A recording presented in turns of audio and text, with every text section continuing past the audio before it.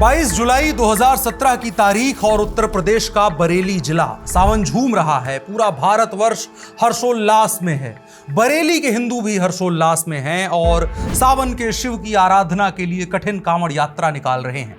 इसमें कई किलोमीटर कंधे पर कई किलो जल नंगे पांव कठिन अनुशासन में चलने का संकल्प है।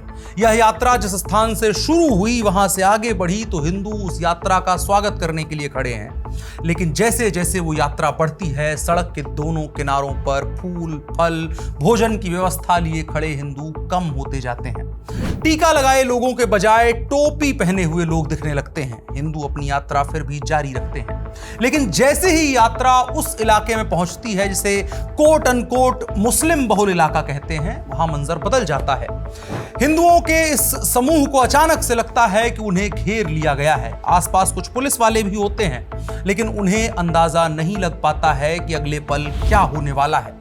जब तक कोई कुछ समझ पाता, अल्लाहू अकबर के नारों के साथ उन मुसलमानों की गलियों और घरों के अंदर से, आसपास की घरों की छतों से हिंदुओं पर पथराव होने लगा, कांवड़ियों पर पथराव होने लगा। एक यात्रा जिसे विघ्न रहित होना था, अचानक से उसके ऊपर कोई रेतीला तूफान गुजर गया। करीब आधे घंटे तक चले इस हमले के बाद जब पुलिस की रीइंफोर्समेंट आई और जो मंजर दिखाई दिया वो दिल दहलाने वाला था।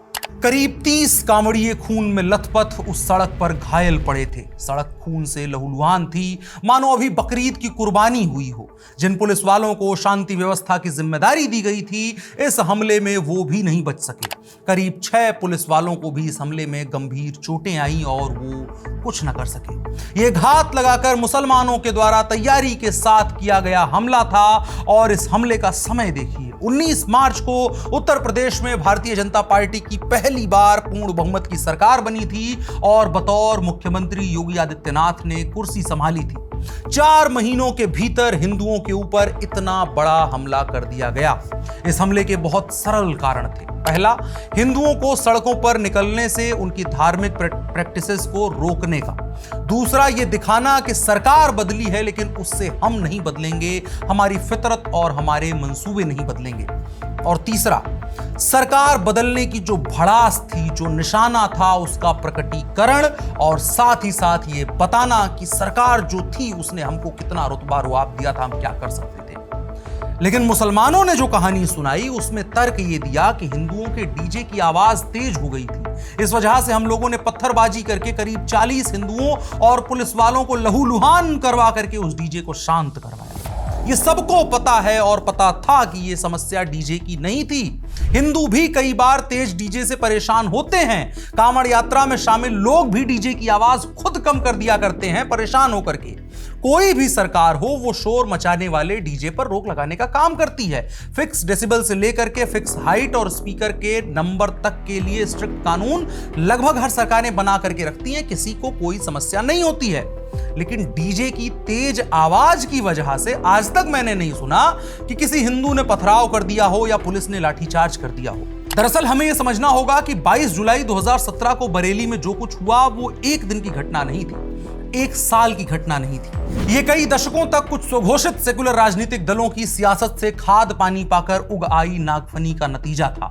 और अगर हम बहुत ज्यादा पीछे ना जाएं, इस्लामिक रेडिकलाइजेशन और उसके टाइमलाइन को फॉलो ना भी करें, तब भी मैं आज आपको एक छोटी सी टाइमलाइन के जरिए पूरी कहानी को बताऊंगा कि इस तरह की घटनाएं क्यों होती हैं, कौन करवाता है और सबसे बड़ी बात, इसका हल क्या है।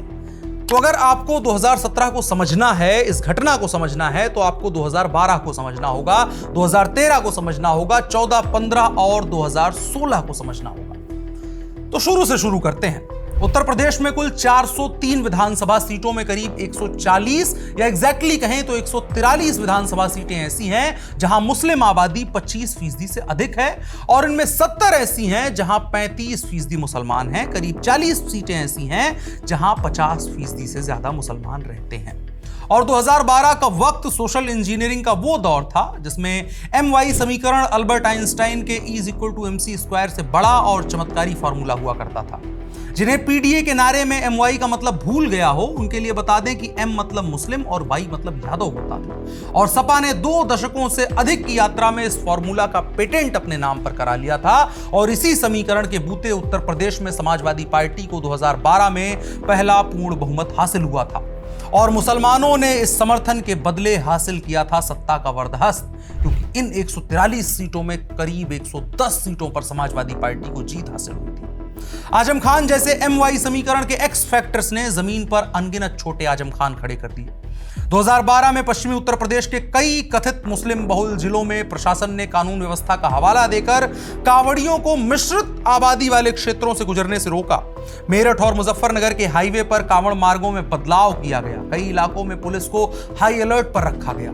लेकिन बरेली में क्या हुआ? रात करीब 8 बजे अलका होटल के सामने वाली गली में शाहाबाद इलाके से कांवड़ की एक टोली निकल रही थी। मुसलमानों ने उनसे साउंड सिस्टम बंद करने के लिए कहा। हिंदुओं ने साउंड सिस्टम यानी डीजे बंद करने से मना कर दिया। इसके बाद मुसलमानों ने कहा कि सरकार हमारी अभी अभी तो आई है, तो हमारी बात नहीं मानोगे। इतना कहकर के मुसलमानों ने कुछ कांवड़ियों के पवित्र कांवड़ फोड़ दिए। ये बेअदबी से अधिक था, सीधे तौर पर हिंदुओं की धार्मिक स्वतंत्रता और उसके प्रकटीकरण पर कुठाराघात था। और ये करने वाले वो लोग थे जिनके ताजिया का 1 मीटर भी नहीं कम हो सकता। बिजली के तार काट दिए जाएंगे, पेड़ काट दिए जाएंगे, लेकिन ताजिया ना कम हो सकता है ना झुक सकता है। इधर से हिंदुओं ने प्रतिकार किया। दोनों पक्षों में मारपीट और पथराव शुरू हुआ। पुलिस के पहुंचने के बाद शाहाबाद में हालात पर काबू पा लिए, लेकिन इसी बीच में बरेली के ही मठ की चौकी इलाके में भी बवाल शुरू हो गया। यहां से गुजर रहे कांवड़ियों पर मुसलमानों ने पहले रास्ता रोका, फिर हमला किया। क्यों? क्योंकि यह कथित मुस्लिम बहुल इलाका था। अहमद अली का तालाब वाला मोहल्ला कहते हैं इसे। और यहां रहने वाले मुसलमानों ने कांवड़ियों को उधर जाने से रोक दिया। जोगी नवादा के कांवड़ियों की यह टोली भी कछला से गंगाजल लेकर लौट रही थी। हिंदुओं पर एक ही समय में एक ही जिले में हुआ ये दूसरा हमला था। विवाद की स्थिति यहां पर इस कदर पहुंचाई गई कि यहां गोलीबारी तक हुई। मुसलमान इस कदर हमलावर हो गए कि पुलिस लाचार दिखने लगी। पिछले साल जब आई लव मोहम्मद प्रकरण की वजह से यानी कि 2025 में मैं जब बरेली में बवाल करने की कोशिश हुई थी तो मैं ग्राउंड रिपोर्ट के लिए वहां पर गया हुआ था। 2012 की इस घटना को देखने वाले एक प्रत्यक्षदर्शी हिंदू ने मुझे उस वक्त बताया था कि मुसलमानों की भीड़ हिंदुओं और पुलिस वालों दोनों को जान से मारने पर आमादा थी। इस वजह से इस भीड़ को नियंत्रित करने के लिए एक पुलिस वाले ने गोली चला दी, जो जा करके लगी एक मुसलमान व्यक्ति को। सोच करके देखिए कि सनक और नफरत ने इनको क्या बना दिया कि गोली तक खा ले रहे हैं, लेकिन हिंदुओं का डीजे नहीं बजने दे रहे हैं, उन्हें कांवड़ के लिए रास्ता नहीं देंगे। और इस घटना के बाद 2013 आते आते समाजवादी पार्टी ने पूरे प्रदेश के तापमान को बढ़ा दिया। अखिलेश यादव के सीएम बनने के साथ ही अगले 1 साल तक 1 दर्जन से ज्यादा कम्युनल राइट्स हो चुके थे, जिनमें फैजाबाद से लेकर वाराणसी, लखनऊ तक जल चुका था, जिनमें प्रशासनिक विफलता और वोट बैंक की मनबढ़ता ही सबसे बड़ा मुद्दा थी। 2013 में भी सरकार का रवैया ऐसा ही रहा। पिछले साल के मुसलमानों के सेंटीमेंट को भांपते हुए कई जगहों पर सरकार ने पहले ही डीजे बंद करवा दिए। रास्तों में इनके स्पीकर पुलिस वालों ने अपने हाथों से खोल दिए। 2013 में ही बरेली का उदाहरण फिर से देखिए। शाम करीब 6 बजे भमोरा के कांवड़िए बदायूं के कछला घाट, उसी घाट से जहां से पिछली बार 2012 में लेकर के जला रहे थे, कछला घाट से जल लेकर वनखंडी नाथ मंदिर जा रहे थे। कांवड़ियों के साथ ट्रैक्टर ट्रॉली में भगवान की वेशभूषा में कुछ कांवड़िए नृत्य कर रहे थे और इसके आगे चल रही गाड़ी में डीजे लगा हुआ था जिस पर गीत बज रहा था।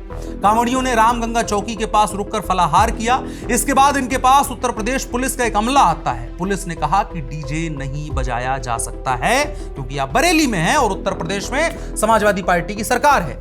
कांवड़ियों ने कहा कि ये हमारी यात्रा का हिस्सा है, हम कुछ ही स्पीकर लेकर के जा रहे हैं, हम बहुत गरीब लोग हैं, हमें जाने दिया जाए। लेकिन यूपी पुलिस अड़ी रही। कांवड़ के जत्थे को आगे बढ़ने नहीं दिया गया। करीब 2.5 घंटे तक पुलिस और कांवड़ियों में बात चलती रही, लेकिन पुलिस टस से मस नहीं हुई क्योंकि पुलिस को पता था कि अगर डीजे नहीं बंद करवाया तो ऊपर बैठे सरकार के लोग नाराज हो जाएंगे और बहुत कुछ बंद हो सकता है। आखिरकार हिंदुओं को बड़े दबे मन से पुलिस के दबाव में डीजे को खोलकर रखना ही पड़ा और यह बरेली का एक उदाहरण है जिसकी जानकारी मेरे पास फर्स्ट हैंड है। और उस समय की मीडिया इन घटनाओं को कितना रिपोर्ट कर पाती है ये भी समझ सकते हैं। इस वजह से भी सर्च करने पर बहुत सारी घटनाएं इंटरनेट पर नहीं मिलती हैं। लेकिन मुझे उम्मीद है अगर उत्तर प्रदेश के दर्शक इस वीडियो को देख रहे होंगे तो उन्हें अंदाजा होगा कि 2013 आते आते उत्तर प्रदेश में क्या स्थिति हो चुकी है। अब 2014 में आइए। 2014 मुझे जहां तक सूचना है अपेक्षाकृत रूप से दिखने में शांत रहा था, क्योंकि लोकसभा के चुनाव थे, जिसकी वजह से कांवड़ यात्रा के शुरुआत के समय तक सुरक्षा व्यवस्था केंद्रीय बलों के हाथों में थी। इस वजह से ज्यादा विवाद नहीं हुआ। लेकिन अनरिपोर्टेड सोर्सेज ये बताते हैं कि लोकल लेवल पर पुलिस को सख्त हिदायत थी और मैंडेट था कि किसी भी सूरत में डीजे की आवाज या हर हर महादेव के नारों की आवाज मुसल्लम ईमान रखने वाले के कान तक नहीं पहुंचनी चाहिए।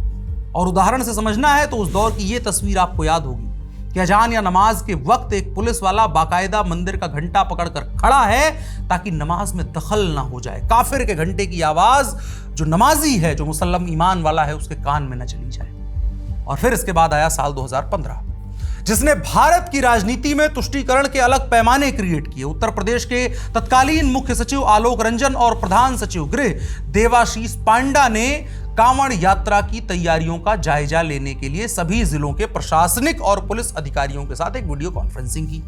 और इसके बाद आया एक फरमान।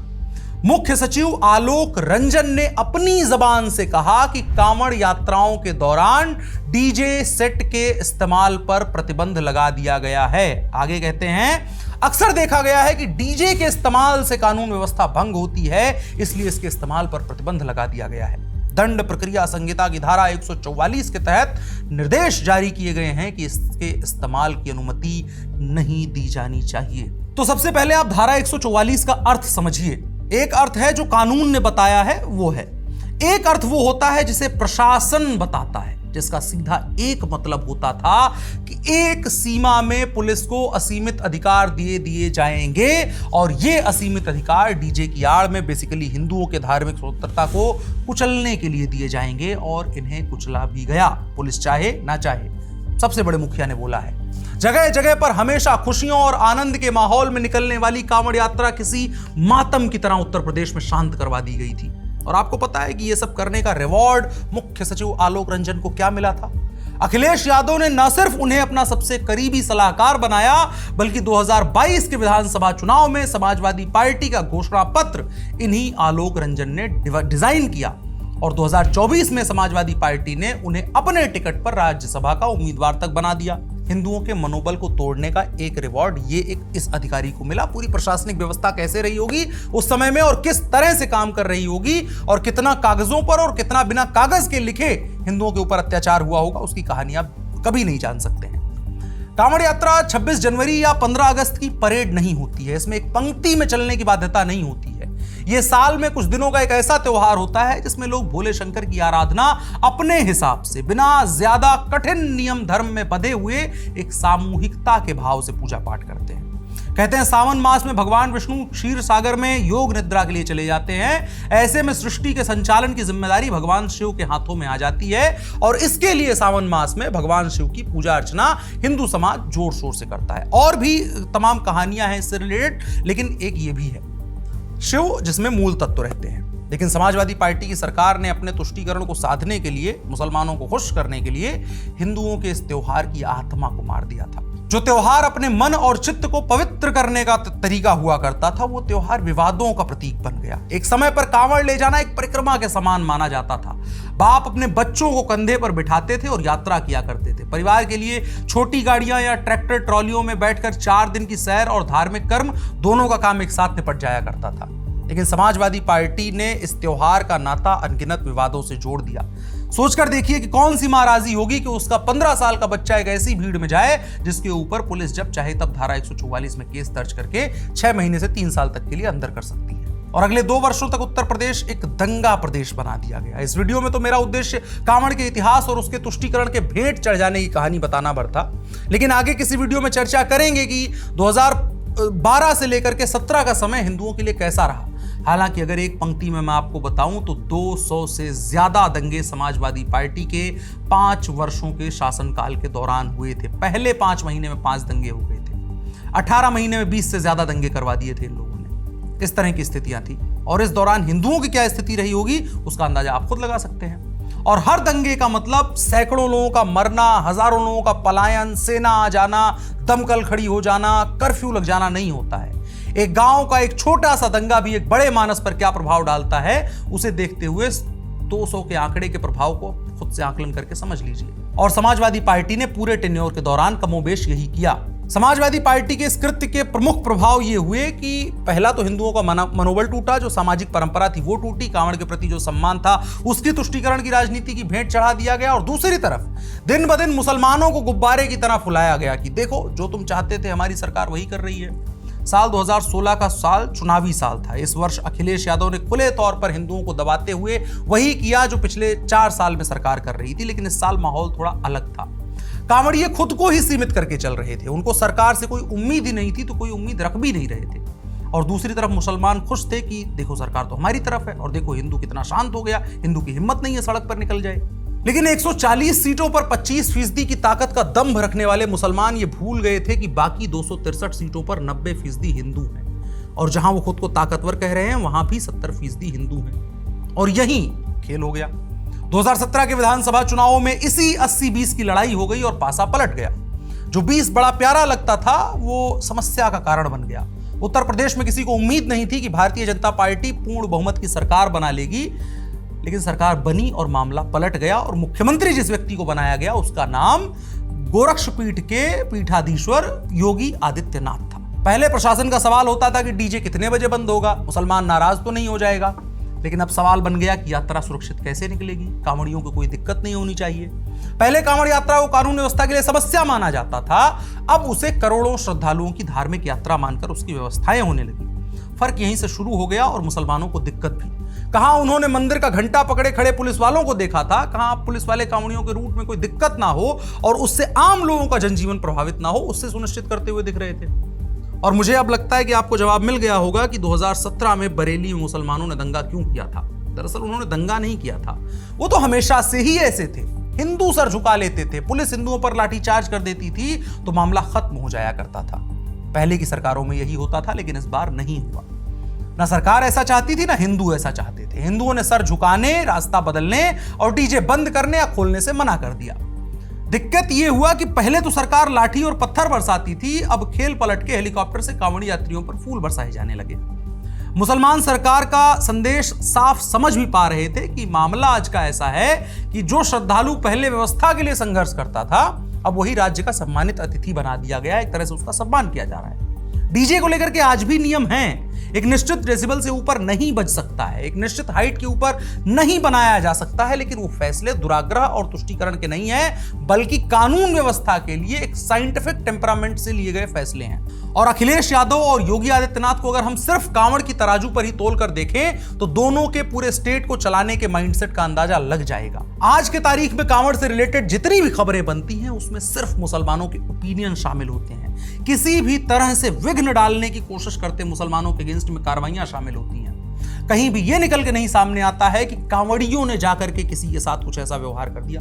अपवाद स्वरूप घटनाओं की मैं बात नहीं कर रहा हूं, जनरलाइज नहीं कर रहा। अपवाद को जनरलाइज करके देखना ही सबसे गलत बात होती है। अपवाद हर समाज में हर तरह की समस्याएं होती है, लेकिन मेजॉरिटी कांवड़ी ऐसा नहीं कर रहे हैं। और सरकार क्या कर रही है? सरकार एक्स्ट्रा प्रिविलेज नहीं दे रही है। सरकार वही कर रही है जो सरकार को, व्यवस्था को करना चाहिए कि आपके नागरिक, आपके समाज में रहने वाले लोग, आपको कर देने वाले लोग, आपको कर देने वाला हिंदू समाज अगर अपनी एक यात्रा कर रहा है तो उसे फैसिलिटेट करवाया जाए, उसे सुरक्षित ढंग से एक स्थान से दूसरे स्थान तक पहुंचाया जाए, उसकी धार्मिक यात्रा को सुनिश्चित करवाया जाए, उसमें कोई व्यवधान ना हो, उनके लिए थोड़ी बहुत अतिरिक्त व्यवस्था करा दी जाए, पानी पी लें, खाना पीना खा लें। इससे सरकार का जो पूरा मशीनरी है, रेवेन्यू भी आता है। सरकार इस चीज को समझ करके काम कर रही है। योगी आदित्यनाथ और अखिलेश यादव के बीच में अगर इतिहास कभी भी अंतर लिखने की जब कोशिश करेगा तो यह अंतर बहुत स्पष्ट रूप से दिखाई देगा। कांवड़ यात्रा को इसीलिए मैंने चुना कि इस पर बात किया जाए, क्योंकि ये एक बहुत प्रिसाइज्ड घटना है, प्रिसाइज्ड कहानी है, साल के कुछ दिनों की बात है। और इन दिनों का अंदाजा अगर आप लगा ले गए तो आप अंदाजा लगा पाएंगे 12 महीने सरकार कैसे चलती है। बाकी आपने भी कांवड़ देखी होगी, 2017 के पहले की कांवड़ देखी है, बाद की कांवड़ देखी है। आपने क्या देखा, क्या चीजों को देखा, वो कमेंट बॉक्स में भी हमारे साथ साझा कर सकते हैं। फिलहाल के लिए इतना ही। मेरा नाम अनुराग मिश्रा है, आप ऑप इंडिया देख रहे थे। धन्यवाद।